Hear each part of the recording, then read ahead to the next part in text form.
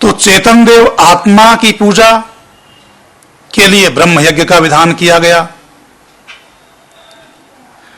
और जड़ देवों की पूजा के लिए देव यज्ञ का विधान किया गया। देव यज्ञ कहते हैं अग्निहोत्र को, देव यज्ञ में अग्निहोत्र करना होता है। वैदिक ऋषि कहते हैं अग्निर्वै सर्वे देवानां मुखम।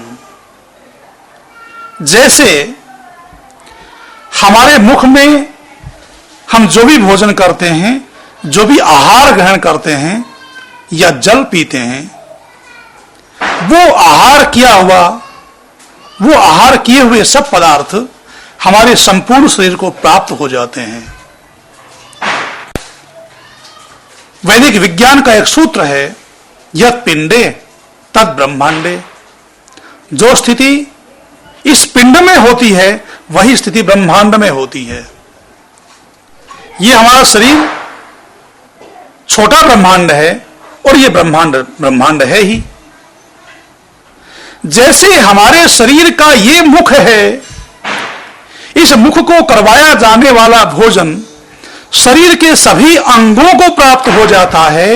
हाथ को अलग से भोजन करवाने की जरूरत नहीं होती। आंखों को, कान को, नासिका को, पेट को, पैरों को, शरीर के अन्य अंगों को अलग से खिलाने की या पिलाने की आवश्यकता नहीं होती। केवल मुख में भोजन या पेय पदार्थ करवाए जाने से ही सारे शरीर को प्राप्त हो जाता है। ठीक इसी प्रकार से अग्निर्वै सर्वे देवानां मुखम।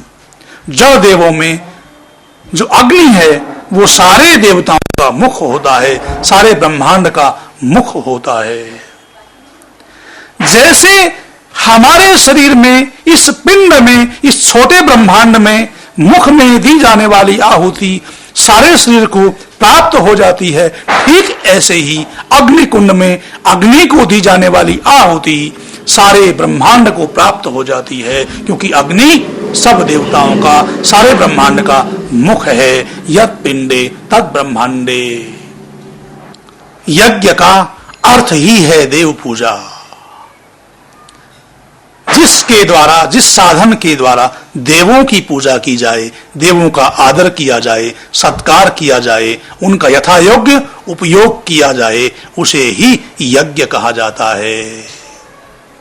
और देव यज्ञ के द्वारा, अग्निहोत्र के द्वारा, जिसे आप सब हवन कहते हैं या होम कहते हैं, इसके द्वारा ब्रह्मांड के 32 देवों की पूजा की जाती है, उनका आदर किया जाता है, उनका सत्कार किया जाता है, उनको भोजन के द्वारा तृप्त की जाती है, ताकि वो हमारा आश्रय बने रह सकें, हमारा धारण कर सकें, हमारा पोषण कर सकें।